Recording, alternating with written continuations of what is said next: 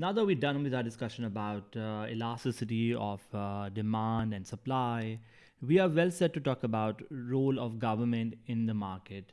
Government plays an important role because when you look at governments are trying to make sure whenever the market fails, the government tries to intervene and improve the market outcomes. Before we talk about government, we want to talk about what is the role of prices and also why do we need government intervention. So let's start with our discussion of role of prices in a market. In a market, we know that there are buyers and sellers. Buyers are demanding goods and sellers are supplying goods, and this exchange will result in a market price. Now, we say price has three important functions. First function is that of rationing. What is rationing? Well, rationing is the function where price in a market is trying to allocate and ration resources. In other words, distribute resources in a market. So let's say many consumers are demanding a good. If the demand is high, right? At the same time, I tell you guys the supply is low. So if the demand is high and supply is low, we notice that the price will be very high. Why? Because too many people wanting to buy a good that is not too much in supply. And as a result of that, we will know the price because it's too high, only some people will be able to get the good. So only those people who are prepared to pay a higher price will get the good. So limited supply will be rationed to those buyers who are prepared to pay a high enough price.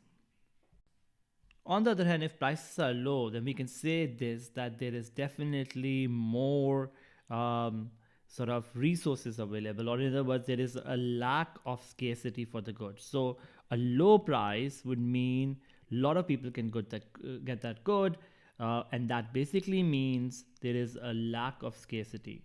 So prices now are playing an important role for us because when they are high, this means relative scarcity is high and therefore very few people get the good.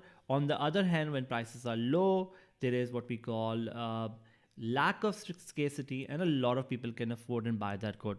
So this is how in a market goods are rationed or distributed through the price mechanism.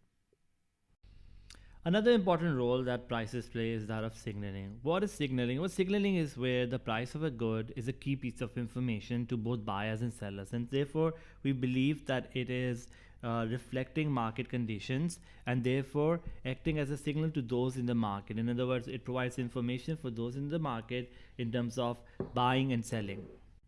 Therefore, decisions about buying and selling are basically based on these signals. So let's do an example. Let's say there is an increase in the price of a good, right? If the price of a good goes up, what does that signal to the producer? Well, that will signal to the producer that price is going up. That basically implies that the demand for the good is going up. And if a producer wants to increase his profits and wants to react to this signal, he will increase his quantity supplied. So the quantity supplied will go up because there is more profitability as reflected by a rise in price of that good. Hence, firms are reacting to this information and they're doing so in order to make more profits. The last function that prices play is that of an incentive. Prices are acting as an incentive for both buyers and sellers.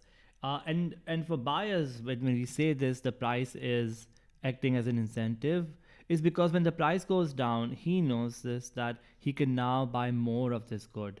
And that would basically means for any given level of satisfaction, he is getting more value. So in other words, when the price goes down, he will buy more of the good primarily because he can get more per dollar spent now as compared to before. On the other hand, when the price goes down from the producer perspective or from the supply side, we believe that the producer will find that the lower price will discourage him to produce and also even drive him out of business if he finds that there isn't profitability. For a producer, therefore, a lower price can discourage production and also results in firms to be driven sometimes out of business. So it all depends on whose perspective we're looking at. and both buyers and sellers are reacting to it, because from a buyer perspective, of course, there is more incentive to buy if the price of a good is going down. Let's say cost of production goes down, and therefore, price goes down for the good. We can say we will buy more of the good. And similarly, from a producer perspective, so let me also write this here. From the consumer perspective, this could be what you can look at, the reaction to price. And from a producer perspective, this is how he will react. But at the same time, let's say when the demand is going up and the price goes up, the producer will have an incentive to produce more. But from a consumer perspective, let's say if the cost goes up and that's why your price is going, he may react to it by buying less. So depending on what factors we're looking at, the price then plays a role for both buyers and seller to react to it, and therefore get the maximum possible return as an incentive uh, whenever the price changes.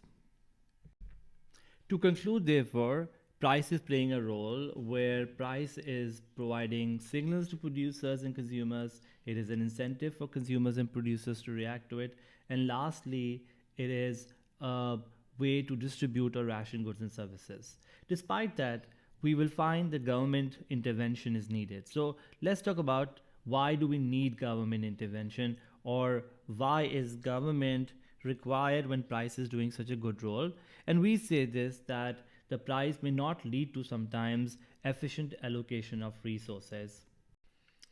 We identified three reasons why lack of efficiency happen when it comes to prices. Well, first thing is when we are allocating through market, we say sometimes that happens that there is a large fluctuation in prices.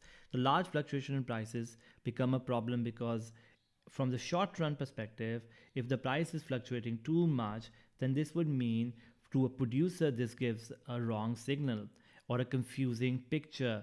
And this confusing picture may lead the producer to either overproduce in the short run or underproduce in the short run. Like if the price is high, I may get excited, I may overproduce, or if the price is low, I may underproduce. And therefore, in the short run, we could lead to problems of over or under production, therefore inefficient allocation of resources. But in the long run, this also has an implication, because in the long run we are actually investing. So in the long run, it could lead to over or under investment. For example, if the price is high for my good and I'm like really excited, and I, let's say, invest to increase my capacity, and it turns out that it was only a small period on which this price phenomenon was noticed. So therefore, I may over invest in the long run. Similarly, if the price was low, I may not invest enough, and then in the long run, when my demand goes up, I may not be able to meet that. So that also can happen if the price is fluctuating too much. So the first problem that we can see from the price is there is a large fluctuation in prices, which can lead to wrong allocation of resources. Another problem that happens is when the price is too high. Too high a price becomes a problem, because if the price is too high, this means that your necessities, that is your food items like bread, rice, or education, will not be affordable for the poor households, and therefore will not be bought in sufficient amounts. At the same time, goods like merit goods like education, like for example vaccines, like for example health supplies and all that, if they are expensive and they're too high a price, then this will lead to what we call inequality in society, and hence has a long-term impact in terms of society's well-being. So what we argue is this, that sometimes too high a price for these goods may not be good for an economy, and therefore government may need to intervene in order to make sure they control the prices. Lastly, we talk about something called too low a price. Why are too low a price a problem? Well, the free market gives us some goods like, for example, demerit goods, which are cigarettes and alcohol and all of these goods, which are also called economic bads. Now, what's the problem with these demerit goods? Well, we'll talk about this in a later discussion in detail, but demerit goods actually cause what we say negative externalities, which means they not only harm you, but they also harm the people who are, in the society who are with you. For example, when you smoke a cigarette, there is passive smoking that could be a problem. Also, when you smoke a cigarette, you will actually become unhealthy in the long run, and that would mean more expenditure on you in terms of economy's resources, in terms of health expenditure.